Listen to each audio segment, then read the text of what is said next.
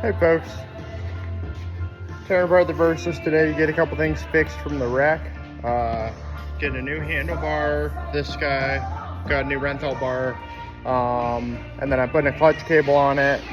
I'm pretty sure this clutch cable is pretty well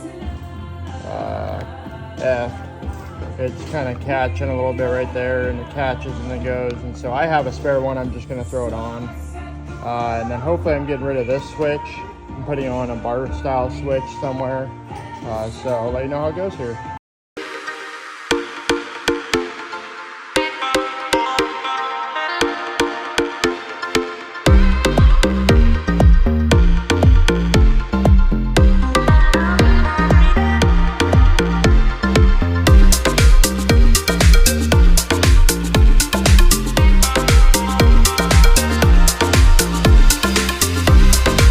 Alright, so I got the clutch cable in, got the new handlebar on here.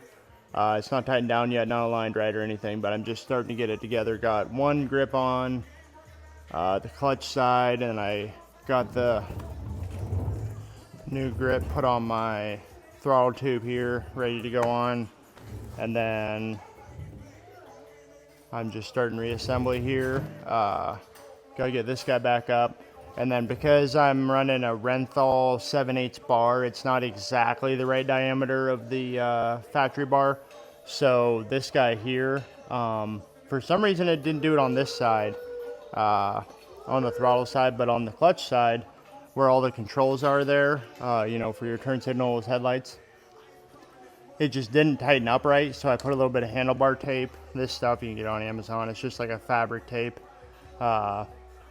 I can put the part number in the description, but you just wrap it a couple times, keeps it nice and tight. A lot of dirt bike guys do that under their grips, and it works great for these. So yeah, we're just going back together here. Honestly, the hardest part about this whole thing was this guy right here, where you have to get this little ferrule from the cable into this clutch lever right there. That was kind of a pain. But even watching myself work on my video, I can tell I still work flat rate, even though I've been out of flat rate for a long time. And I probably could have pulled a bunch of these plastics and stuff and made it a lot easier, but I didn't, so I did it without pulling anything and got it in there. Kind of tight, kind of a pain. I'd probably recommend just pulling stuff if you don't want to mess around with it. And then I'm pretty sure there's something supposed to be in this area here to hold this cable. Because this is where part of the clutch cable adjustment is. This actually loosens up here. And then I feel like right here in this little hole, there's supposed to be a holder for the cable. But as long as I've owned the bike, which is like 6 months now, there's never been anything there. It didn't break off or anything, so I'll probably have to look that up on Kawasaki parts and see what holder is supposed to be there to secure that cable a little bit more. That might be part of my issue too. I've had like just a weird clutch feeling ever since I got the bike, and I blamed it all on the clutch cable because it was rusty inside and I greased it with penetrating grease. But after the wreck, I'm just putting a new cable on, no big deal. But yeah, so making progress here.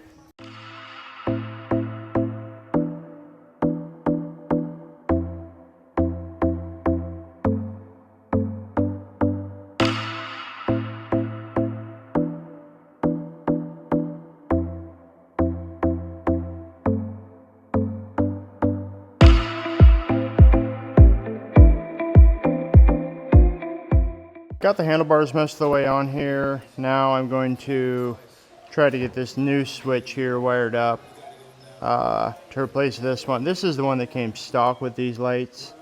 They're meant for like a side-by-side, and you had to take your hand off, reach all the way up there while you're riding. So I'm switching it to this.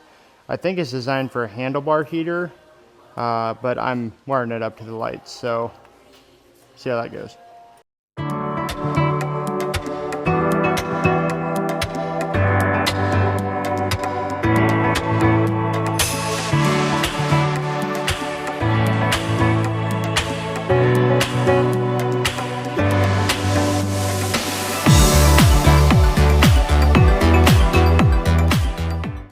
Alright, so getting that switch on didn't work out well. The switch just isn't wired where I can have it turn on just the lows, and then when you switch it to highs, leave the highs and the lows on.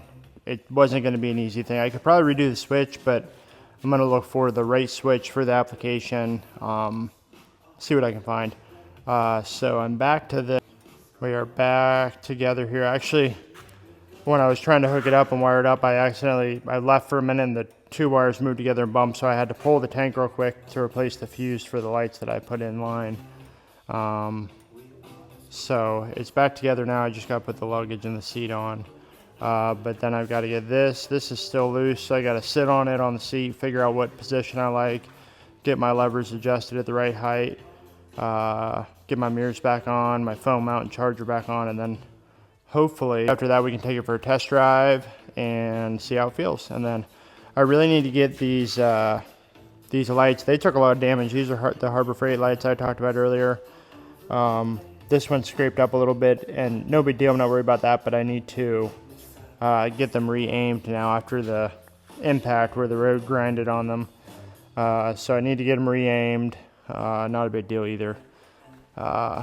So yeah, I'm gonna get the handlebars set up the right way after I get the seat and the luggage back on.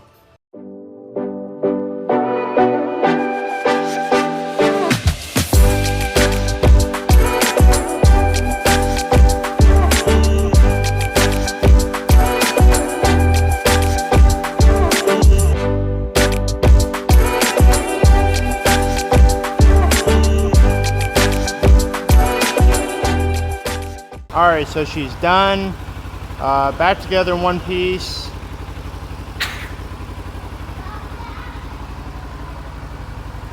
Everything looks good. I've still got to order those little frame sliders right there, and then I'm going to replace that metal plate too. I'm not too worried about it. They did their job. I just got to order another set of them. But everything looks good. You can see what the lights do here. That's lows, and then that's highs with everything on. And right now I just have I have the metal covers on there because we're getting to winter time and you get like rock chips and stuff. I don't ride into the salt, but there's still more stuff on the road than there is in the summertime.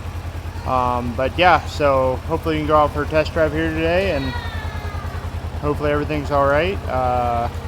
I'll keep you updated. If you guys have any questions about the bike or things that are done to it or about the wreck, hit me up in the comments, let me know.